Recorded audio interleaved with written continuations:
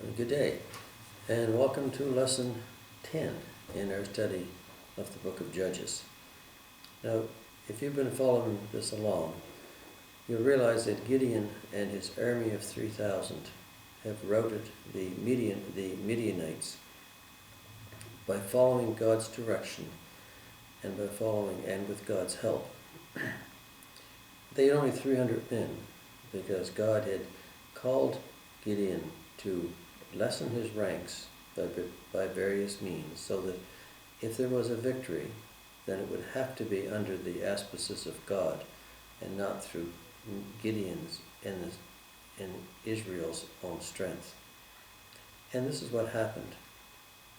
By means of a clever device, the people of Gideon managed to rout the 135,000 soldiers of the Midianites.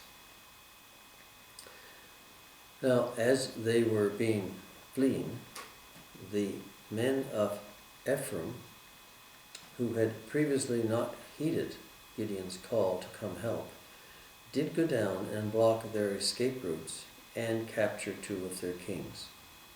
But as we start chapter 8, what we're seeing is that these people, the people of Ephraim, were now criticizing Gideon for not calling them sooner. And it says that why did you not call us when you went to fight? Why have we done this to us by not calling us when you went to fight with the Midianites? They reprimanded him sharply. Now, the tribe of Manasseh, of which Gideon was a member, and the tribe of Ephraim were really brother tribes. They were brothers that started these tribes, but the tribe of Ephraim was much stronger and more powerful than the tribe of Manasseh. And I think that the people of Ephraim sort of felt guilty and angry because of the way that they treated Gideon with this rebuke. They rebuked him sharply for not calling them at the beginning, when in fact they had been called. Gideon took this very calmly, and he says to them, "What have I done now in comparison with you? It's not the gleaning of the grapes of Ephraim. It's not what Ephraim did better than that of Eliezer. God has delivered into your hands the princes of Midian, Oreb and Zeb. And what have I able to do in comparison with you?" Because he said that what he had done was lesser than what the people of the Ephraim had done in defeating the Midianites. So he had actually praised them and had deflected their anger away from him. But in spite of this criticism, in spite of this rebuke, Gideon kept pursuing these people. See, the idea of this is that when you have almost achieved victory, don't give up. And Gideon did not. There were 15,000 of the Midianites still on the loose, so to speak, and he was going after them, even with his own 300 men. So the anger of the Ephraimites against Gideon was abased. So Gideon came to Jordan. He still had 300 men were with him. He had not lost one man in the battle so far. There were still 300 men with him after all that he had done. And this obviously shows God's hand in the whole thing. So now he went, these people being exhausted and tired, he went to the men of Sukkoth, a town, and asked for food for his men. Not for himself, but for his men. He said, "Please give loaves of bread to the people who follow me, for they are exhausted." And he was pursuing Zebath and Zummanan, 2 more kings of the Midianites. But the leaders of Zokkah said, "No, unless you have these 2 kings in your hand, we are not going to do anything." They were probably afraid that these people would come back and get them if they initially helped Gideon. See, they were across the river, they were across the Jordan, and in the land of the Midianites primarily. And they were sort of afraid that this would happen, that these people would come back in retribution if they had helped Gideon's soldiers at this time. But Gideon said that there would be problems because of this. He went to a second place called Penuel, and spoke to them in the same way, and they also refused him for probably the same reasons. So, when he came back in peace, he said, I will tear down this tower. Now, Zebah and Zalmunna were at a place where their armies, about 15,000, were with them. And this was all that was left of the army of the east. Gideon went up by the road of those who dwell in the tents in the east of Nobah and Jogbath, and he attacked the army while the camp felt secure. In other words, when they were sleeping, when they had no reason to fear or no reason to think that an attack was imminent. And he pursued them and took the 2 kings back with him and routed the Median army. Now, this is a straightforward story, somewhat hard to understand and comprehend if you don't accept that God was in this. God was behind all this. And as a result of this, he returned from battle. He came back to Succor and caught the young men, the people in the leadership, the council people of Succor, and he did punish them. And it says he interrogated them, wrote down from the leaders of the elders the 77 men. Then he said, Here are Zebah and Zalmunna, about whom you ridiculed me, saying, and he took the elders of the city and thorns of the wilderness and briars, and with them he taught the men of Succoth. He taught them a lesson. He either took thorn brushes to them as sort of whips, or else he dragged them through the thorn bushes in one way or another. He said he taught them a lesson. And then he tore down the tower of Penuel and killed the men of the city.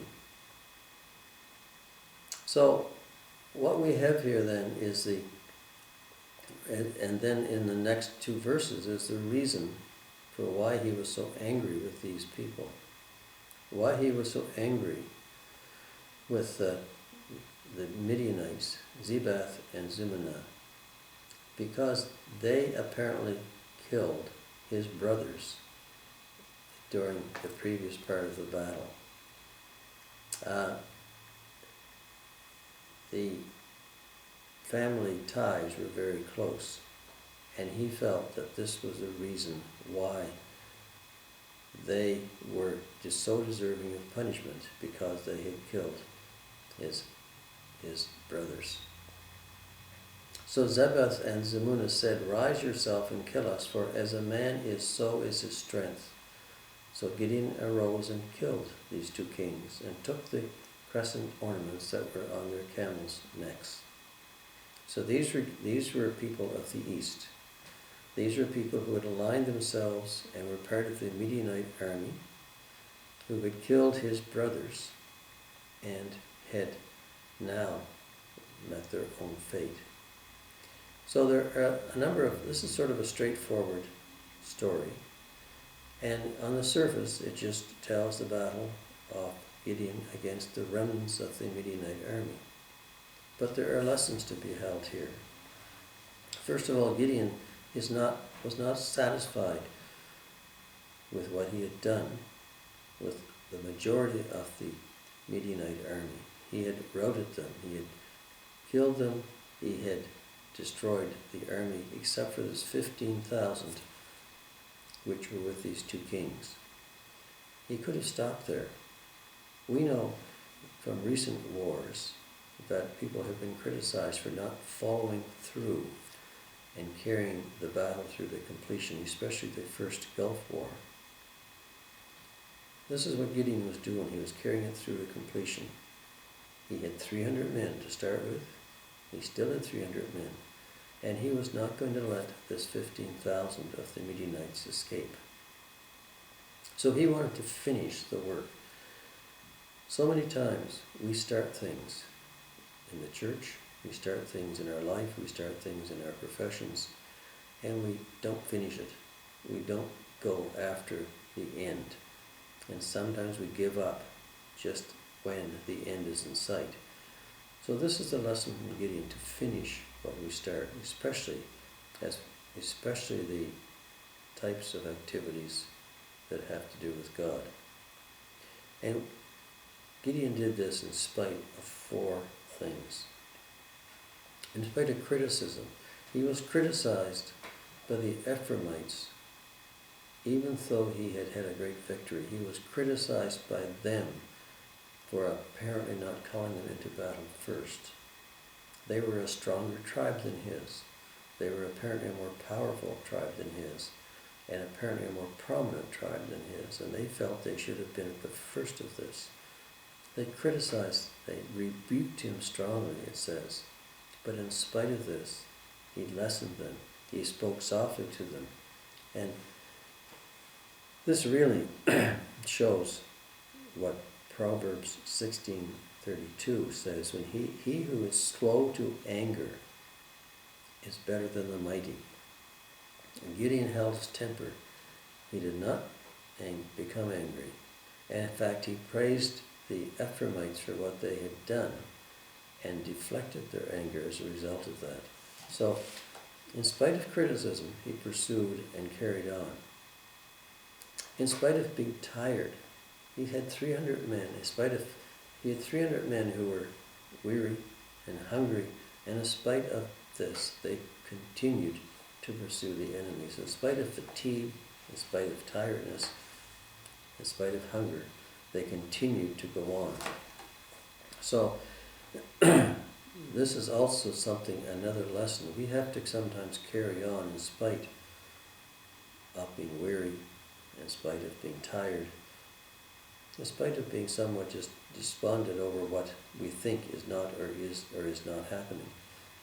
But in spite of criticism, in spite of being tired, it shows that this is one of the ways we have to carry on, to finish whatever task it is God has set before us. So in spite of criticism and in spite of fatigue, Gideon kept going. In spite of indifference, the third thing, in spite of indifference, the people of Succoth and of Penuel were indifferent to what Gideon was trying to do. They just wanted security for themselves. They didn't really care if Gideon had done all this, or if Gideon's army was tired, or if Gideon's army was hungry. He didn't really care. They were looking after their own skins because they were afraid the Ephraimites would come back, or the Midianites, would come back and take revenge on them if they helped Gideon and his small group of men. So in spite of the indifference of these 2 people, Gideon still pursued and still carried on and came back and carried out his own retribution against these towns. And in many ways, Gideon was tempted to just not carry on. He was tempted to stop for these reasons. He was tempted because of the indifference of the people of Succoth and Penuel. He was tempted just to sort of not probably follow through. But he also had a desire to have his own family's revenge taken care of.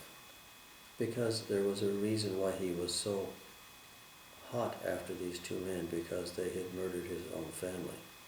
They had taken out his own brothers.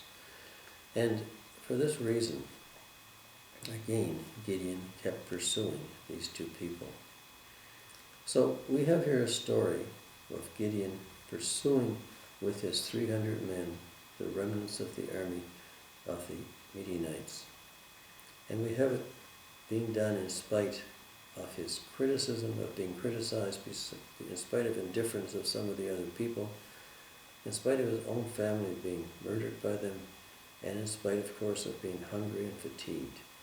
And what he's really saying is it's important for us to go on to finish what we start in spite of some of the problems that we have, in spite of our own difficulties, in spite of our own feelings, sometimes in spite of criticism and indifference of other people, to go on and carry through to the end.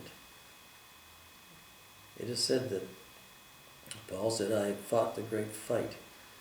I finished the fight. I ended the fight, he said in Hebrews. It's important for us to carry on the fight, and to keep it going to the end, to finish it through.